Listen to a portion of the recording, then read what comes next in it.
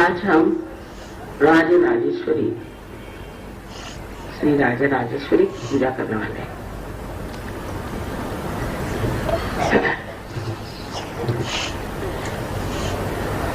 खासकर दक्षिण में देवी का स्वरूप अनेक तरह से माना जाता है। उसका कारण यहाँ पर आदि शंकराचार्य जैसे अनेक देवी भक्त हो गए और उन्होंने शाक्त धर्म की स्थापना की। शाक्त धर्म का मतलब शक्ति का धर्म। दो तरह के धर्म एक साथ चल पड़े। रामानुजाचार्य ने वैष्णव धर्म की स्थापना की और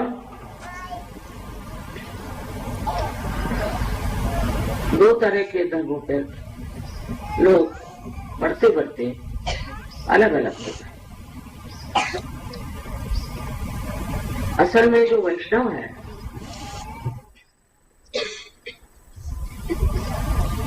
उसका कार्य महालक्ष्मी का है और महालक्ष्मी की जो अनेक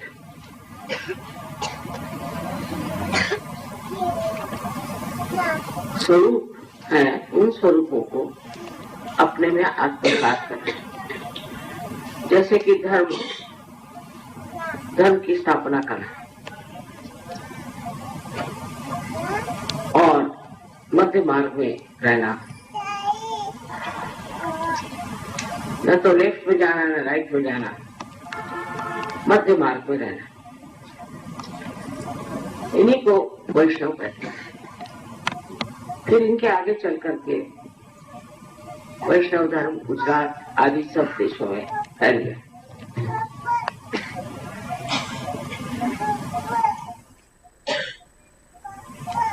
वैष्णव मार्ग से जब आप गुजरते हैं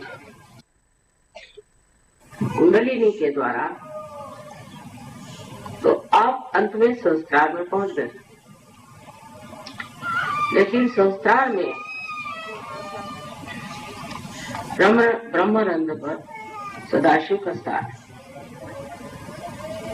सो वैष्णव धर्म करने से आप अंत में पहुंच जाते हैं सदाशिव के पास, जो कि शाक्त धर्म का ही अंत है।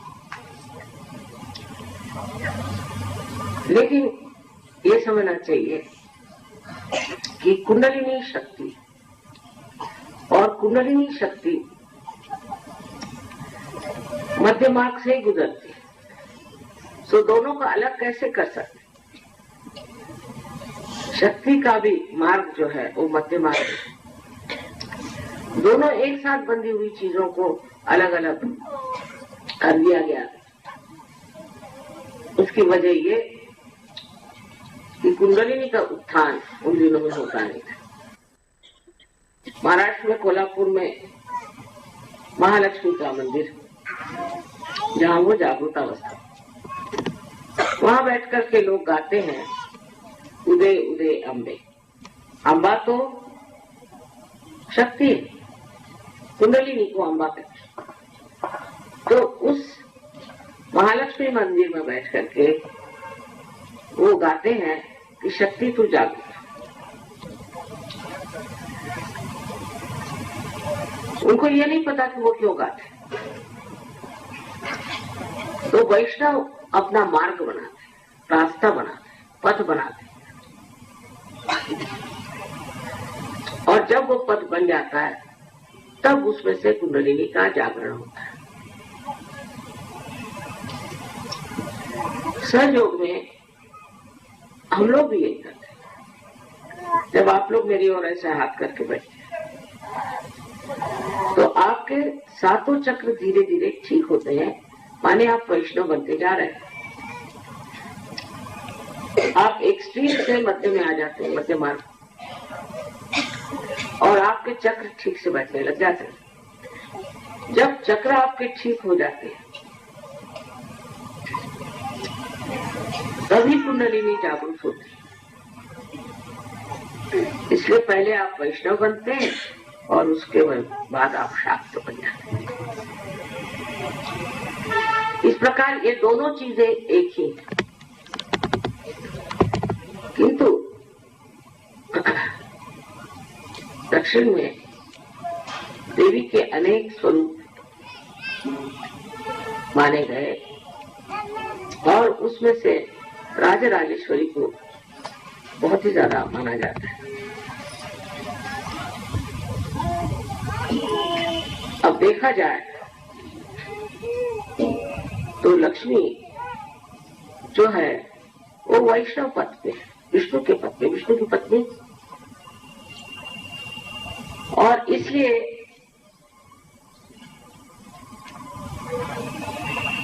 ये लक्ष्मी का एक स्वरूप बताया गया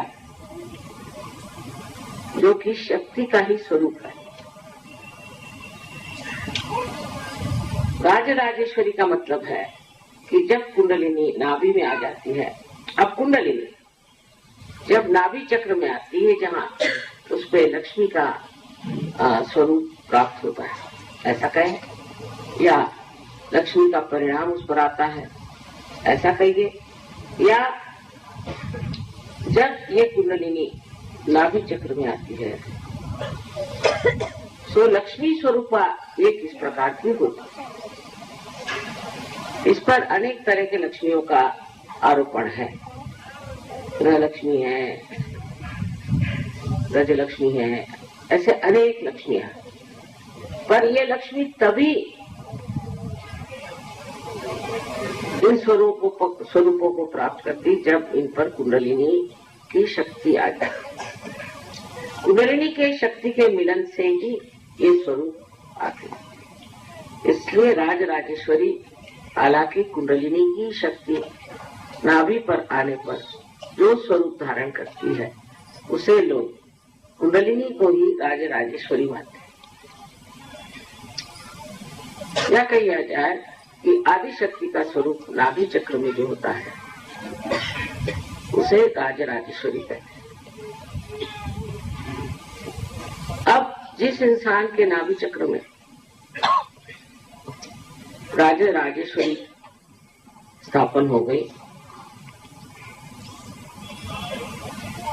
माने गृह लक्ष्मी हो गई लेफ्ट साइड में, तो राइट साइड में राजराजेश्वरी।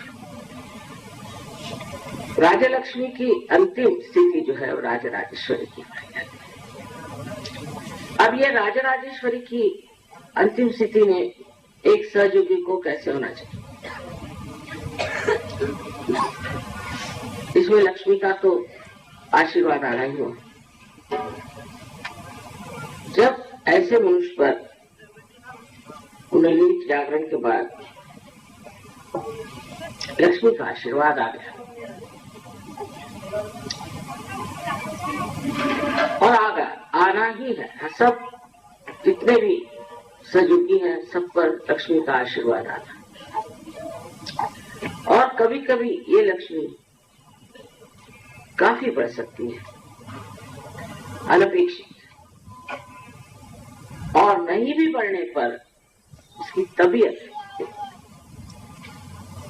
ऐसे इंसान की तबीयत एक राजाओं जैसी हो जाती है। जब तक आपकी तबीयत वैसी होती नहीं तब तक समझना चाहिए कि कुंडलिनी अभी नाभि में घूम रही। तबीयत बदलती, सहयोग में आने पर जो सबसे बड़ा चमत्कार होता है कि मनुष्य की तबीयत बदल जाती है, उसका स्वभाव बदल जाता है।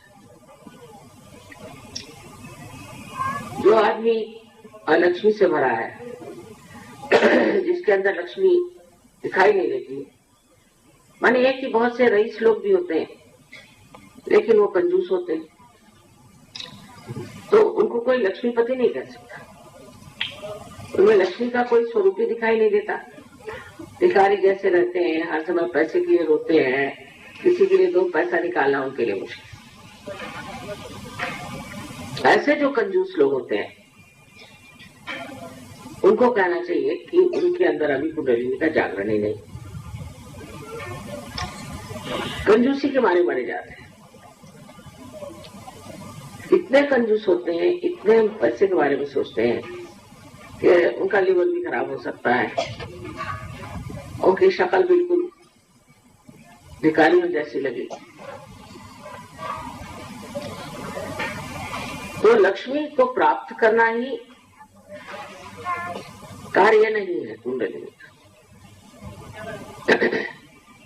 जो लक्ष्मी का स्वरूप है वो आपके अंदर उतारना, ये कुंडलिनी का कार्य है। तो राजेश्वरी जिसको मानते हैं, जो ये कुंडलिनी की शक्ति जो आपके अंदर लक्ष्मीपति का स्वरूप उतारती है, ये राजराजेश्वरी। उसका ये मतलब नहीं कि आपके पास बहुत पैसा आना चाहिए, रुपया आना चाहिए, पर दानत कि जैसे कोई आप राजा हैं। राजा राजेश्वरी का मतलब है कि आप राजा तबियत हो। अपना तो राजा लोग भी बड़े भिखारी होते हैं और कंजूस होते हैं, झूठे होते हैं, पैसा खाते हैं, सब काम करते हैं। लेकिन यहाँ तो शुद्ध स्वरूप की बात हो गई। जो राजा राजेश्वरी का पुजारी है और जिसने उसे प्राप्त कर दिया, उसके कितने तो भी गुण होते हैं कि जो शायद आज इस लेक्चर में पूरे न बता सके। लेकिन सबसे बड़ी तो चीज ये होती है कि इसके अंदर दानत, जनरॉसिटी आ जाए, जनरस हो जाए।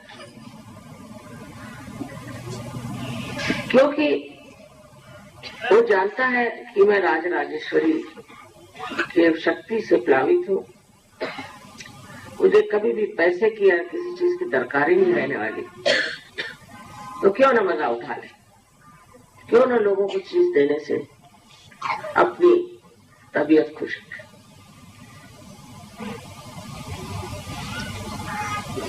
पहले जब कोई राजा लोग खुश होते थे तो अपने पास की सबसे कीमती चीज उठा के दे देते थे लोगों को। जिस आदमी में जनरॉसिटी नहीं है, दानत है, उसका अर्थ ही अभी अधूरा ही पड़ा हुआ। सबसे पहली चीज तो ये कि कोई राजा किसी से जाके भीख नहीं मांगता कभी।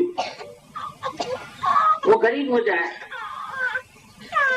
और उसकी सारी कुछ संपत्ति लुट जाए तो भी वो किसी से जाके भीख नहीं मांगे। वो मर जाएगा पर भीख नहीं मांगे। तो राजा तबियत सहयोगी हो जाते। उसके रहन सहन में भी एक राजा तबियत होती है, वो फटे कपड़े पहन करके नहीं घूमता।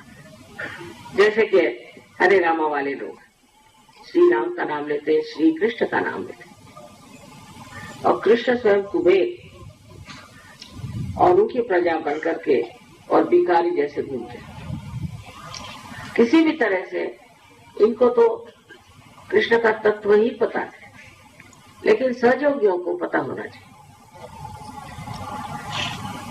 कि आपके तबीयत के अनुसार परम चैतन्य आपकी स्थिति बनाए। जो इंसान हमेशा पैसे के लिए रोता रहेगा उसकी हालत वैसी है। जो इंसान हर समय पैसे को तौलता रहेगा और देखता रहेगा कि किस तरह से मैं पैसा बनाऊं, यहाँ तक कि सहयोग में आकर के लोग चाहते कि सहयोग में पैसा बना, ये तो बिल्कुल ही गए बीते लोग, इनसे गए बीते तो कोई।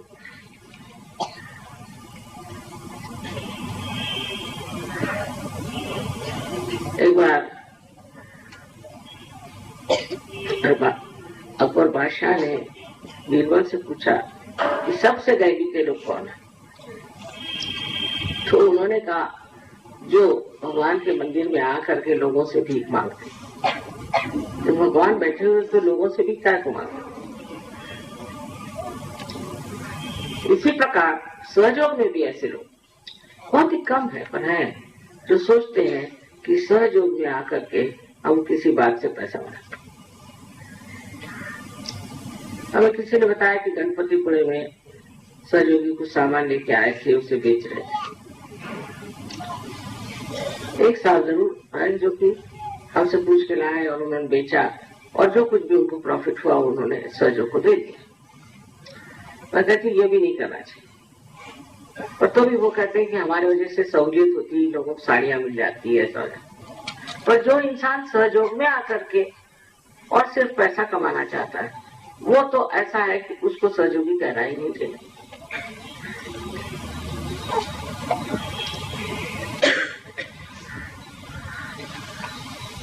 उससे आप समझ ही नहीं सकते हैं कि राजराजेश्वरी की शक्ति क्या है।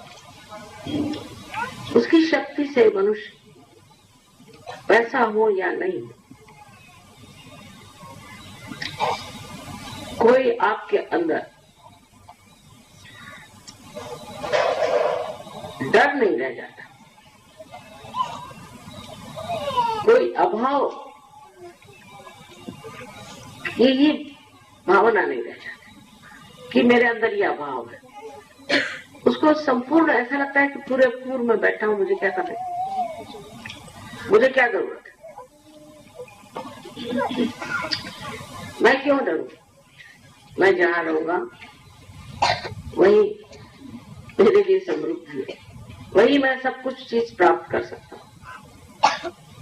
और वो एक बहुत ही आलीशान तरीके से अपना जीवन व्यतीत करता है। उसकी तबीयत एक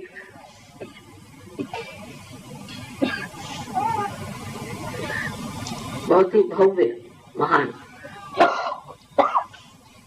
इंसान की जैसी होती है। उसको देने में ही मजा आता है, लेने में नहीं। कोई आदमी रईस होगा तो होगा अपने घर, और कोई गरीब होगा तो भी वो अपने घर का, पर वो अगर सहयोगी है, चाहे वो गरीब है अमीर है, उसके लिए वो सर आंखों कर पूरी तरह से उसकी मदद करने को तैयार होता है। सहयोग में ऐसे भी लोग हैं जो असहज लोगों के लिए बहुत करते हैं, पर अगर सहयोगी कोई गरीब आ जाए तो उसको बैठने के लिए कुर्सी भी नहीं देते। तो बाह्य के आडंबरों को देख करके बहुत से लोग उनका महत्व करते हैं। ये बड़ी महान है, इनके पास इतनी मोटरें हैं, या ये बड़े भारी यहाँ के मशहूर एक्टर हैं, या डॉक्टर हैं, या आर्किटेक्ट हैं, बहुत बड़े आदमी। ये तो बाह्य की उपाधियां उसका महत्व करते हैं। और कोई जन ये सोचता है कि ये तो शक्ति का संचय इसके अंदर, इतनी इसके अंदर से चैतन्य की लहरें बह रही। ये कौन अवलिया है, उसको राजा तबीयत आप कहते। अपने देश में भी ऐसे बहुत से लोग होते हैं। शिवाजी महाराज का उदाहरण खासकर सोचने, स्वयं तो वो थे ही आत्म साक्षात्कारी और बड़े आदर्श पुरुष थे, पर उनका संतों के प्रति जो व्यवहार था वो अत्यंत सुंदर और नम्र था। उनके पास उनके गुरु श्री रामदास एक दिन पहुंचे और उन्हें बाहर से ललकारा। शिवाजी महाराज ने एक चिट्ठी लिख करके झोली में डाल दी। उस चिट्ठी में लिखा था कि गुरु, मेरे गुरु, मेरी सारी जो कुछ सत्ता है, साम्राज्य है, ये सब मैंने आपके झोली में डाल दिया। उस चिट्ठी को पढ़ के गुरु रामदास हंसकर उन्होंने कहा कि बेटे हम तो सन्यासी हैं, हम क्या तुम्हारी साम्राज्य लेके करेंगे, तुम तो राजा हो, अब तुम्हारा कर्तव्य है। लेकिन हाँ, अगर तुम सोचते हो कि इस साम्राज्य को भक्ति से चलाएं,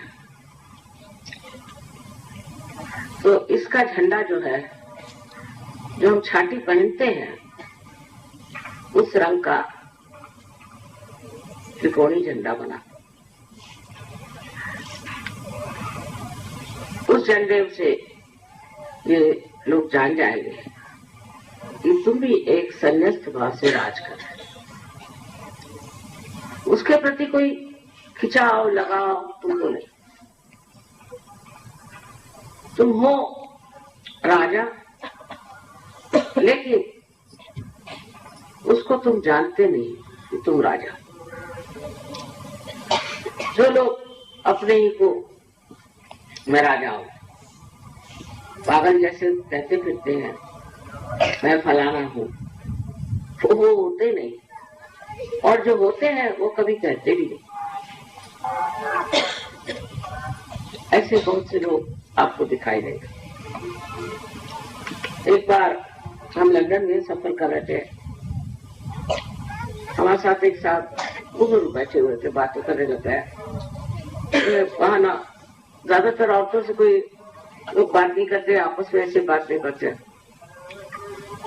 लेकिन उन्होंने हिंदुस्तान के बारे में बहुत कुछ पूछा, ये कैसे है, वो कैसे है।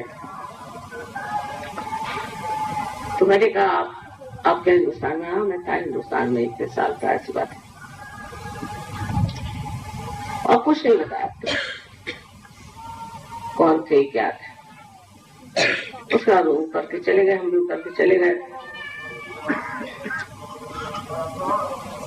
उसके बाद एक दिन ऐसे ही हमारे पति और हम जा रहे थे, तो हम लोगों से मुलाकात की, ऐसी ट्रेन में थी।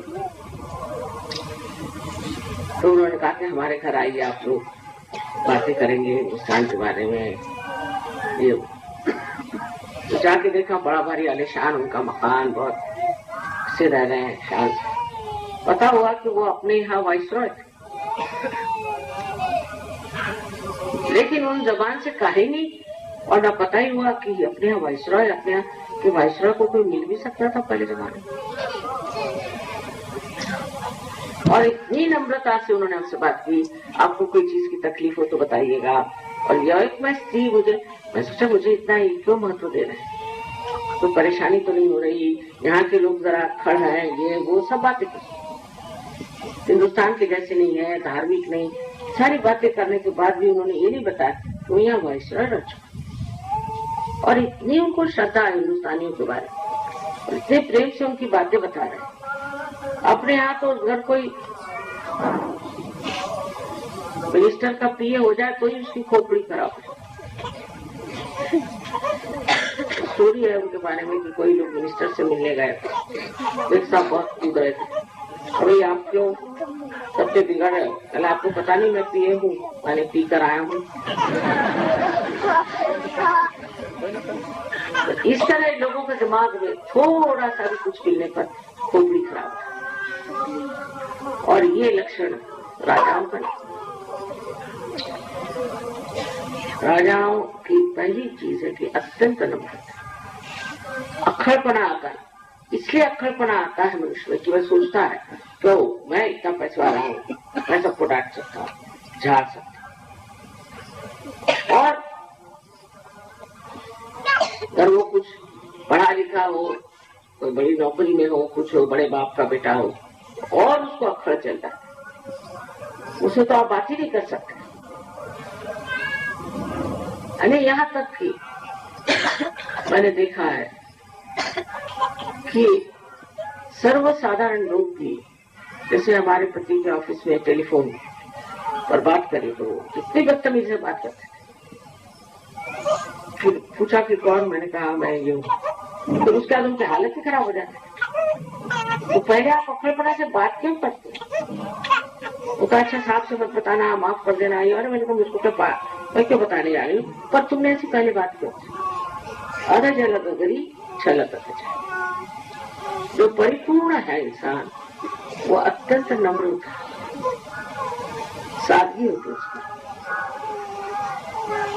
आप समझ जाएंगे कि जब तक आप परिपूर्ण नहीं है आपके अंदर झूठा घमंड, झूठा गुस्सा, हर तरह की एक अजीब तरह का व्यक्तित्व आप प्राप्त करते कि सब आपका नाम सुनते ही भाग खड़े थे।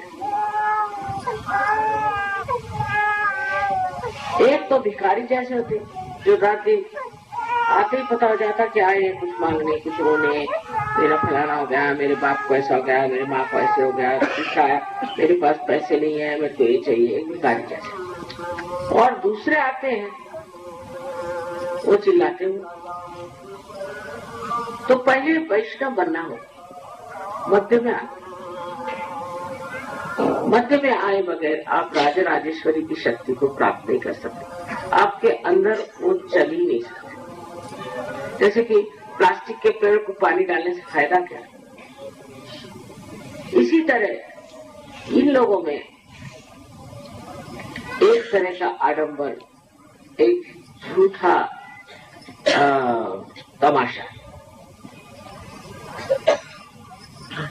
अभी हम लंदन से आ रहे थे तो हमारे साथ एक देवी जी आ रहे थे और हीरे उड़े पहने थे, काफी इतने मोटे मोटे हीरे कान में, नाक में, हाथ में, इतने पहनते थे, पहन के आए थे। तो हमसे कह रहे हम तो भाई सिंपल लिविंग और हाई थिंकिंग में विश्वास करते कि सादगी से रहो और ऊंचे विचार। उसका अच्छा, बड़ी अच्छी बात है। बैठिए आप, हम तो ऐसे कलर कपड़े वगैरह नहीं पहनते, इसलिए हम तो बहुत सिंपल। मैंने कहा बहुत अच्छी बात है, बैठे। उसके बाद जैसे इंडिया आने लग गया तो आई मिलकर मुझे एक तकलीफ है, मेरी मदद कर दीजिए। मैंने कहा क्यों? कल कस्टम वाले आपको बहुत मानते हैं, तो मेरे पास से जो जेवर है 65 लाख के मैं पहने हूँ, तो मुझे इसमें से किस तरह से निकाल दीजिए। तो मैंने आप तो सिंपल लिविंग, आप कस्टम वालों से कह दीजिए कि मैं सिंपल लिविंग में विश्वास करता, तो वो तो आपको ऐसे ही बाहर कर देंगे। सर आप वो मेरे पीछे पीछे चले आए, वो कस्टम वाले उसको नमस्कार करते हैं, उसको भी क्या वो चले आए।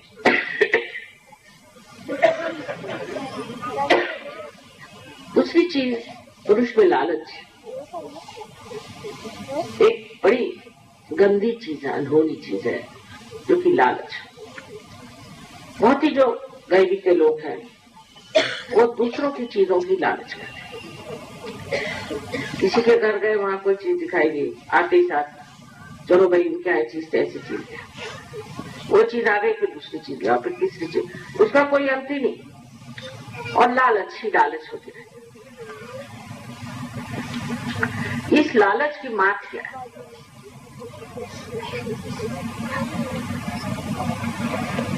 बात यह है कि कोई चीज को अपनाने से कितना सर दर्द होता है ये जान लेना।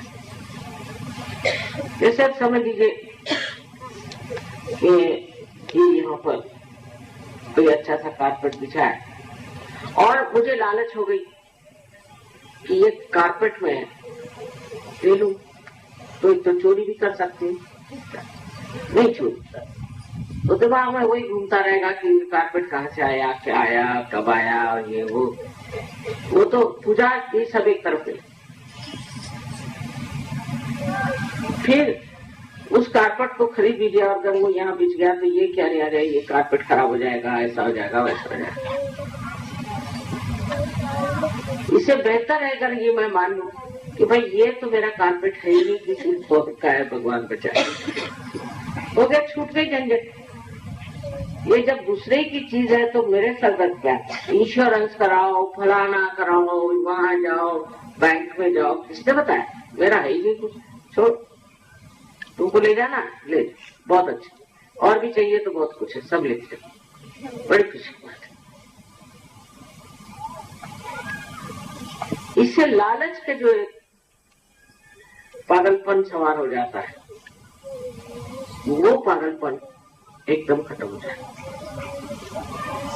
और सहयोगियों को तो बड़ी परेशानी की बात है, क्योंकि इधर तो वो सहयोगी है और उधर लालच मगर के मुंह में उनका पैर, तो वो बोट में कैसे आए?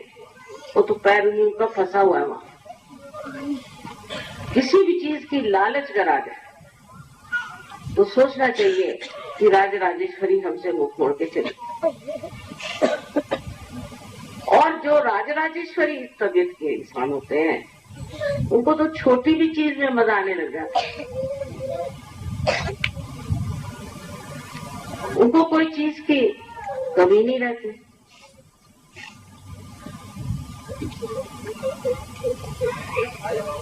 एक बार हम पलिटाना गए थे, तो चढ़ करके काफी ऊंचा चढ़ना पड़ता है, 2.5 घंटे चढ़ते। वहां जाके पहुंचे तो बाहर एक मंदिर था, संगम प्रभु जिसको कहते हैं अपने मार्बल का। तो हमारे भी लोग और साथ में थे, तो वो सब लेट गए। मैंने ऊपर देखा, अरे देखो इतने हाथी बनाए हैं और उनकी सबकी दुम कितनी सुंदर अलग अलग बनाए। तो कहने लगे, मम्मी हम लोग इतने थक गए, तुम्हें हाथी की दुम कहाँ दिखाई दे रही? मैंने कहा देखो ना, तुम देख नहीं रहे उसे। कहले तुमको कुछ थका नहीं लग रहा? मैंने कहा नहीं, ये देखो ना, इस कला को देखो, मेरी सारी थकानी बात है। सो छोटी छोटी चीज में भी मजा उठाना जब आ जाए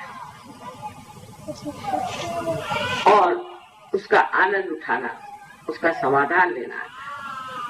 जैसे शबरी के बेर खा के श्री राम इतने संतुष्ट हो गए थे।